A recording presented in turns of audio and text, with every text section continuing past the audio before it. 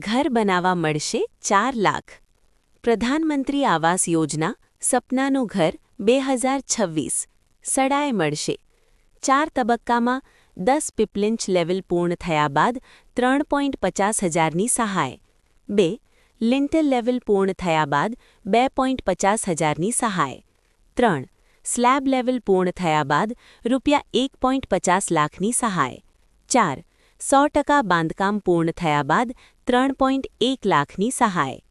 જમીન માલિકીનો પુરાવો, મંજૂર થયેલ બાંધકામ પ્લાનની કોપી, માન્યતા બાદ 3 લાખ સુધીની કૌટુંબિક આવકનો દાખલો, 2.50 સ્ટેમ્પ પર નોટરાઇઝ અંડરટેકિંગ, આધાર કાર્ડ કુટુંબના તમામ સભ્યો, બેંક વિગતો, પાસબુક, રદ ચેક કે સ્ટેટમેન્ટ.